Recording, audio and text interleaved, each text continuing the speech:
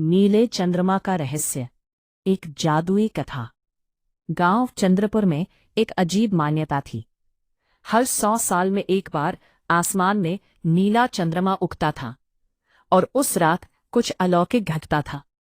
लोग कहते थे जिसने भी उस रात जंगल के बीच बने प्राचीन कुएं में झांका वो कभी पहले जैसा नहीं रहा। लेकिन किसी ने सच जानने की हिम्मत नहीं की। एक जिज्ञासु लड़का आरव। गांव में एक 17 साल का लड़का था आरव। उसे हमेशा से रहस्यों में दिलचस्पी थी। दादी उसे अक्सर चेतावनी देती, उस नीले चांद की रात जंगल मत जाना, वहां आत्माएं जागती है। लेकिन जिज्ञासा डर से बड़ी थी।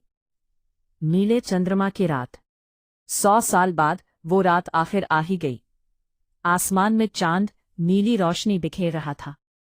पूरा गांव घरों में बंद था, लेकिन आरव हाथ में लालटेन लेकर अकेले जंगल की ओर बढ़ रहा था।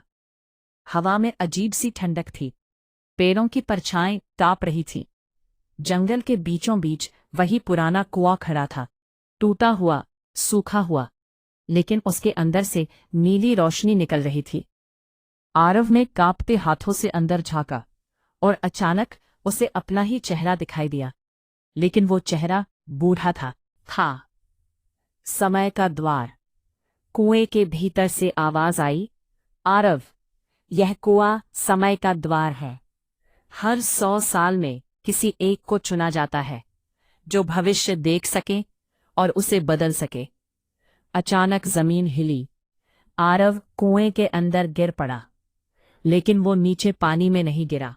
वो एक अलग दुनिया में था, जहां आसमान बैंगनी था, पेड़ चमक रहे थे और हवा में जादुई ऊर्जा तैर रही थी। एक भयानक सच। उस दुनिया में उसे पता चला, 100 साल बाद चंद्रपुर पर एक भयानक आपदा आने वाली है। एक सूखा जो गांव को खत्म कर देगा, और वही उसे रोक सकता है। लेकिन शर्त थी, अगर तुम भविष्य बदलोगे तो तुम्हारा नाम इतिहास से मिट जाएगा। सबसे कठिन फैसला। अगर वो कुछ नहीं करता, उसका परिवार, उसका गांव, सब नष्ट हो जाएंगे। अगर वो भविष्य बदल देता तो कोई उसे याद नहीं रखेगा। आरव ने बिना सोचे फैसला किया। उसने जादुई ऊर्जा को स्पर्श किया। तेज रोशनी फैली और सब खत्म हो गया। अगली सुबह गांव में लोग खुश थे। अचानक बादल घिर आए थे। बारिश शुरू हो गई थी, जो पिछले कई महीनों से नहीं हुई थी। गांव बच गया था, लेकिन किसी को याद नहीं था कि आरव कौन था। सिर्फ एक बूढ़ी दादी। कभी कभी हवा में किसी की आवाज सुनाई देती, मैं यही हूं हमेशा। और आसमान में नीला चंद्रमा धीरे धीरे गायब हो गया। अंत या शुरुआत?